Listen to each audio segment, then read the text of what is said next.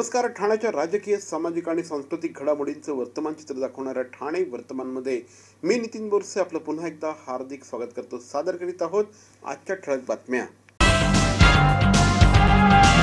उद्यापासून नवीन वर्षाला प्रारंभ होतो आहे. नवीन वर्षात 2 सूर्यग्रहणं 29 मार्च आणि 21 सप्टेंबर रोजी होणार आहे आणि 2 चंद्रग्रहणं ही 14 मार्च आणि 7 सप्टेंबर रोजी होणार आहे. 4 ग्रहणं पुढच्या वर्षात होणार असली तरी 7 सप्टेंबरचं खग्रास चंद्रग्रहण भारतातून दिसणार आहे, तर 5 नोव्हेंबर आणि 4 डिसेंबर या दिवशी 2 सुपरमून दिसणार आहेत. सुपरमूनच्या वेळी चंद्र 14% मोठा दिसणार आहे आणि 30% अधिक प्रकाशित दिसेल अशी माहिती पंचांगकर्ते खगोल अभ्यासक डॉ. सोमण यांनी दिली आहे. बुधवारपासून 2025ला प्रारंभ होतो आहे. 31 मे रोजी पुण्यश्लोक अहिल्याबाई होळकर यांची 300वी जयंती साजरी होणार असल्याचं देखील श्री डॉ. सोमण यांनी सांगितलं. 31 डिसेंबरला लीप सेकंद धरला जाणार नसल्याने नूतन वर्ष सन 2025चा प्रारंभ ठीक रात्री 12 वाजता होणार असल्याचं देखील श्री डॉ. सोमण यांनी स्पष्ट केलं. तसंच नवीन वर्षी 25 सुट्ट्या जाहीर झाल्या असून यातील 4 सुट्ट्या रविवारी आल्या आहेत. स्वातंत्र्य दिन, पारसी न्यू इयर एकाच दिवशी आले आहेत. तसंच दसरा आणि महात्मा गांधी जयंती एकाच दिवशी आल्याने चाकरमान्यांच्या एकंदर 6 सुट्ट्या बुडणार असल्याची माहिती देखील श्री सोमण यांनी दिली आहे. नवीन वर्षामध्ये विवाहासाठी भरपूर मुहूर्त असल्याचं देखील त्यांनी स्पष्ट केलं आहे. ठाणे शहरातील भवानी ज्वेलर्सची प्रति ग्रॅम केवळ 250 रुपयांची घडणावळ सोने, चांदी, हिरे आणि प्लॅटिनमच्या आधुनिक आणि पारंपरिक दागिन्यांचं विश्वासार्ह दालन Bhavani jewellers, ice factory, Talao Pali, station road, Thane आणि कल्याण लाल चौक येथेही भवानी ज्वेलर्स. सर्व नागरिकांना आवाहन करण्यात येत आहे की सध्या डासांमार्फत पसरणाऱ्या डेंग्यू या आजाराचा प्रसार रोखण्यासाठी प्रत्येकाने पुढीलप्रमाणे कार्यवाही करावी. डेंग्यू आजार एडिस इजिप्ती हा डास चावल्याने होतो. या डासांची पैदास साचलेल्या किंवा साचवलेल्या स्वच्छ पाण्यामध्ये होते. 8 दिवसांपेक्षा जास्त दिवस पाणी उघडे व साचून राहिल्यास त्यात डास अंडी घालतात. अंड्यांच्या अळ्या तयार होऊन पुढे डास तयार होतात. यासाठी आपल्या घरातील पाणी साठे उदाहरणार्थ बॅरल्स, पिंपे, टाक्या, हौद, रांजणे इत्यादी दर आठवड्याला रिकामे करून घासून पुसून कोरडे करून पुन्हा भरावे. 1 दिवस कोरडा दिवस म्हणून पाळावा.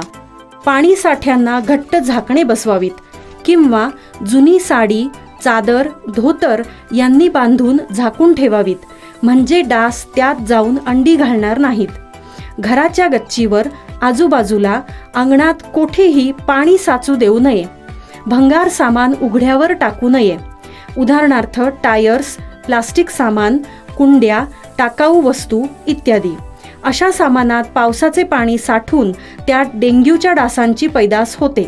घरातील कूलर्स, फ्रीजच्या पाठीमागील ट्रे हे देखील वेळोवेळी कोरडे करावेत.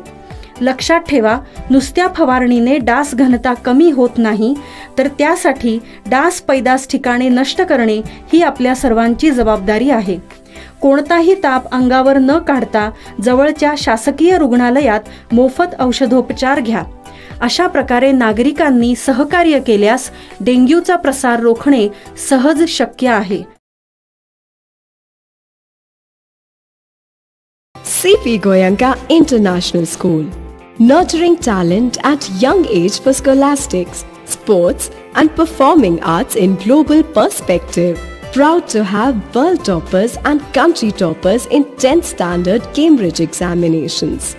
Ranked the best emerging school by the Times of India for personality over percentage, CP Goenka is the intelligent choice.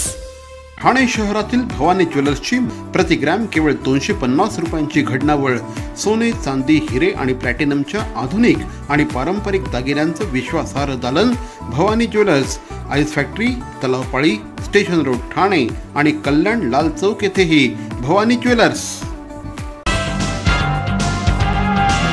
मधमाशांच्या हल्ल्यामुळे येऊरच्या जंगलात अडकलेल्या 10 तरुणांची सुटका अग्निशमन दलाने केली आहे. संजय गांधी राष्ट्रीय उद्यानातील येऊरच्या जंगलात गिर्यारोहणासाठी गेलेल्या परंतु मधमाशांच्या हल्ल्यामुळे जंगलात अडकलेल्या 10 तरुणांची पोलीस आणि ठाणे आपत्ती व्यवस्थापन विभागाने सुटका केली। यातील 3 तरुणांना मधमाशांनी चावा घेतल्याने त्यांच्या चेहऱ्यावर गंभीर जखमा झाल्या आहेत। त्यांना उपचारासाठी खाजगी रुग्णालयात दाखल करण्यात आलं आहे। कळवा, मुंबई आणि नवी मुंबईत राहणारे 18 वर्षीय मुलं सोमवारी दुपारी गिर्यारोहणासाठी येऊरच्या जंगलात गेले होते।